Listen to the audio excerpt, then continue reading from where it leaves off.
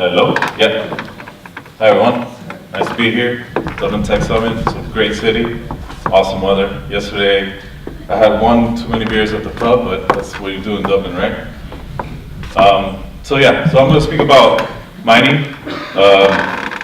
Mining is, there's a lot of questions and misconceptions of mining, and I'm going to try to answer that for you guys here today. So let me quickly, thanks for the introduction there. Let me explain what the company does. Bitmain is, so BTC.com is part of Bitmain. Bitmain is the biggest mining manufacturer in the world. We produce these big miners here that mine Bitcoin, Bitcoin Cash, Ethereum, Ethereum Classic, Litecoin, and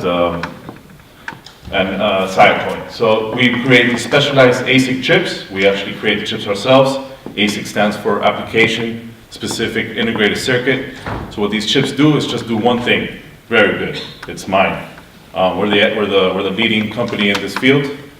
BTC.com is who I work for, or what I do.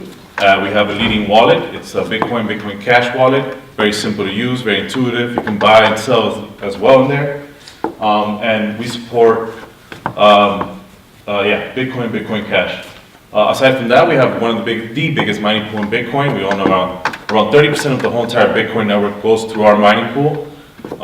We pay off the fees to the users, to the miners, and we have the highest payout of all the mining pools. That's why we're number one. If you want to get some Bitcoin Cash, we have a booth downstairs. We're giving away some free Bitcoin Cash. So go ahead and try it out if you're interested.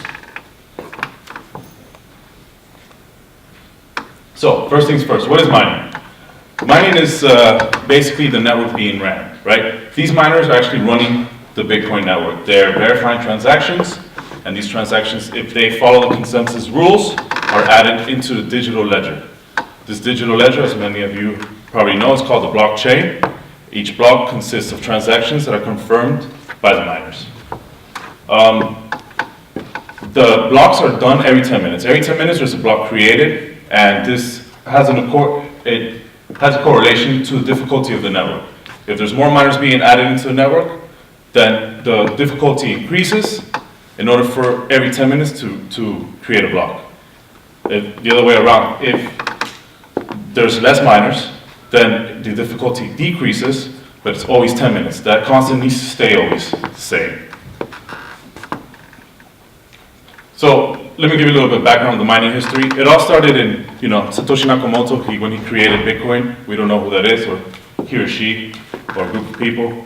You can mine Bitcoin with just your computer, your laptop at home. You can just turn that on and start mining some Bitcoin. You could get up to 15 Bitcoins per 10 minutes, which is a lot of money nowadays.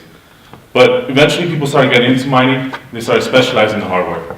Then people started creating these infrastructures called GPUs, or what started mining with GPUs, and it became a little bit more harder to get into mining. Difficulty increased.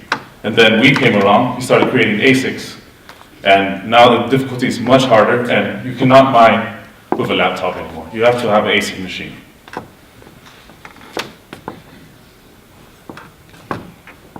So, the mainstream media, they have how should I say this? They love to bash Bitcoin. If Bitcoin's dead, Bitcoin is used by criminals, Bitcoin drugs, right? It's always all these clickbait articles. And now there's this new mainstream topic. It's waste. Mining is creating all this CO2 gases. Everyone's mining with coal. It's destroying the world. Why is this even happening? If you don't understand Bitcoin, it kind of makes sense. You have these computers that are expensive and turned on all day, and it looks like it's very bad, right? But I'll go explain to you how the mining market has evolved for it to be actually not a waste. Before I get into that, we need to also consider our competitors, right? The banks, payment infrastructure, Visa, MasterCard. They waste a lot of waste. They create a lot of electricity as well. these big buildings, they cost a lot of electricity. Like just transporting money is a lot of fossil fuels, servers, POS systems, that adds up as well. So, I mean, there's always something to consider, right? Because Bitcoin is very simple, like it's this machine, you see it in these big server farms, you're like, oh, that's waste. But you don't really consider how actually, the banks and all the payment system are also wasting a ton of electricity. Something to keep in mind. So yeah, since I work for the biggest mining manufacturing company, I get to see like firsthand where the miners are being sent and who's buying these miners and how these miners are being connected to the grid, to electrical grid. And what I've noticed over the last 2 years, is that, since the beginning, but mostly the last 2 years, is that a lot of these miners are actually connected to green energy. You got China, which is where our company headquarters is. China had this boom, as we all know. And what happens is that when you want to build a city, when you're planning a city, you build an electrical power plant, right? And in this case, in China, they built a lot of hydroelectric plants. But then the city never came, so I've been to these places where you drive 3-4 hours into mainland China, and you get to the middle of nowhere, and there's this huge hydroelectric power plant just standing in the middle of nowhere. So that's wasted energy, actually. These hydroelectric plants are just like not being used at all. So what's going on is that some entrepreneurs, some people are buying these miners and then connecting to the grid, which is otherwise wasted energy. Like hydroelectric plants, if you don't use it, they just shoot the electricity into the ground. Same thing's happening in Siberia with nuclear, although nuclear is kind of debatable if it's clean or not. Also with solar power plants, with solar panels, it's also the same. So solar panels, you create energy, and if you don't use it, it's wasted. To store and to move energy is very expensive, and doesn't make a lot of sense for the company or the entrepreneur to do. So what they do, they just shoot into the ground, or it's just wasted. So people are actually setting up miners to use that wasted energy, which is green energy, and actually paying for their capital investment in this solar panel plant, right? So what would otherwise cost 3 years to get your initial investment back is now taking 1 year because of because of the mining and because of powering this decentralized network. So something to consider, right? Like it's not really what you hear in the mainstream media, how it's otherwise waste, it's otherwise energy that was not being used, and now it's powering this decentralized free network currency called Bitcoin, and other cryptocurrencies as well, of course.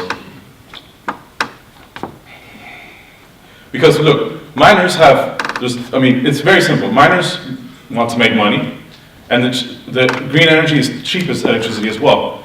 Coal is expensive, but nuclear, hydro is very cheap. So it's the natural market actually just figuring itself out. Miners are going to choose green energy because it's cheaper. And then what's actually also happening now, I've seen many people come up to me and tell me, I'm setting up the solar panel plant, and I'm doing it because I have a few other business partners that want to set up a mining farm. So I'm setting up the solar panel plant because I'm going to connect it sell it to this guy, to these miners. So it might be even pushing green infrastructure being built all over the world.